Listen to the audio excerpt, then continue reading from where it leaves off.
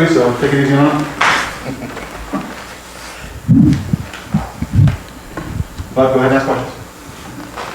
Faatui, just what has the adjustment process been like? Obviously, culturally, flying from Hawaii, coming here, and then just trying to fit in and trying to work your way through the depth chart. Just what's that been like as you've sort of gone through your first couple of years? When I first came in, it was nice having guys like Benning and Josiah Bronson and Levi to kind of show me the way when I first came. Even Tuli and Taki as well. They're all great leaders, and they've kind of helped my transition from high school to college. And even Coach Malloy as well, he played a big role in that because he's also from Hawaii, as you guys all know. And he kind of helped that transition, just, because he knows the feeling of coming from Hawaii to Washington and kind of adapting to the new environment and culture. But just being able to bond with all the guys in my class as well, my 2019 class, has been really awesome because I'm Polynesian, and I think my class had over about 20-something Polynesians in our class, so that made my transition to college easier as well, so yeah. You came in here probably as the most heavily recruited guy on the entire roster. Does that make you impatient, or is that just completely out the window once you got here? How do you deal with that? Oh no, all that doesn't matter when you come to college. All that rankings, those stars, all your offers, it don't matter no more when we come to college, because everybody here is the top from their school, the top from their states, top in their position. So it's back to ground zero again when you come to college, and it's just working your way up. When you come back, when you come into college, it's a grind, and you got to work your way up the depth charts and just show. You kind of just got to show everybody, that whatever they were saying about you in high school is right, and you just got to, just not think about all that. You can't come in thinking, oh, I'm a 5-star or I'm a 4-star. I don't need to, I belong to star, or I deserve to be playing. No, you can't come in with that mindset. You got to come in with a mindset like, okay, this is a new playing field now. You got to be humble about it when you come in. So, I don't believe in, all that rankings and stars and everything. What do you know about being a football player at the college level that you had no clue coming in as a freshman about?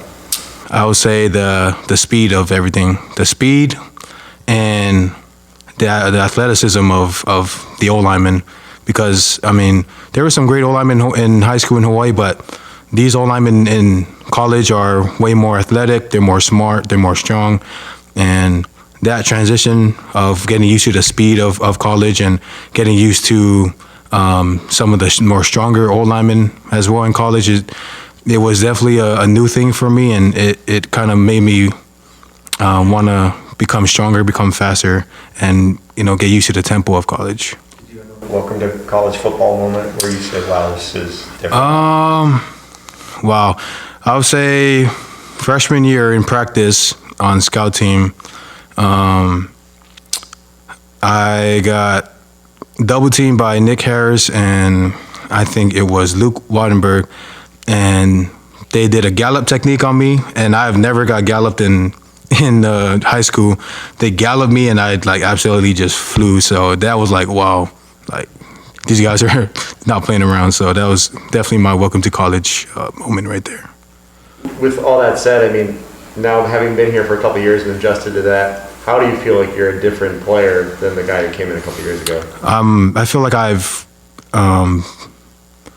bought into the teachings of Coach Malloy and Coach Rip, and I've kind of got used to the tempo a lot more now of college, the speed of everything, and actually that analyzing and reading the offense is way more better now, because the offenses are way more versatile here in college. So my film study has definitely stepped up as well, because in high school you didn't really have to watch film. Everybody was just black and white, but in college there's a lot of different schemes and techniques and everything. So from the freshman me to the me now, I've grown, I would say, physically, mentally, and in different areas of my life. And the freshman me was way skinnier and probably lighter for sure. I came in, I think, around 295 and now like 305, but it's a good weight that I'm at, and I feel more versatile, and I feel like I'm moving more better than I was freshman year. You mentioned that Kaka was your main guy recruiting him. He's got quite a reputation in Hawaii, being from there Right. and playing here. Can you talk a little bit about his reputation over there and what it means to have that kind of a guy here, and how much that impacted your decision, just having that kind of a guy? Yeah. So like when he would have us over, before COVID and everything, when he would have us over to his house, he would invite a lot of the D-line and a lot of the Polynesians, and he would bring us over to his house and kind of just make us feel like at home. Just have that vibe and that environment that he invites us to his house, and he feeds us all like the local Hawaiian food, the local food that we used to eat at home. So him just being that person that I know I can talk to, whenever I feel like I'm maybe homesick or I feel like I'm missing family at home, he's always a person that I know that I can count on to talk to and get me through all these situations, because he's been through those situations himself, and he kind of made that decision easier for me to come here to Washington. What are you doing with your major? What are you studying right now? I'm studying in medical anthropology right now. I was kind of feeling around with maybe like law and everything, but I just it wasn't really my type of thing, and I found medical anthropology by I was taking a lot of anthropology classes from freshman year to now, and it's kind of like something that I've found to love now, for sure. Coolest thing you've done in medical anthropology? Actually, I just took my first like actual medical anthropology class this past spring, and it was hard. We couldn't really do anything like go somewhere or anything because of COVID, but I like learning. One thing that I learned in medical anthropology was about how like people who are in medical anthropology, they get to go to other countries, stay in other countries to learn about their public health, to learn about their medical care and everything that they're getting in those other countries. Like they're just staying in their countries and they're experiencing these things with the people. So that kind of like blew my mind and kind of made me more want to take that approach over there. In the middle of last year's crazy short season, you popped up as a starter. How did that go? What was your experience like?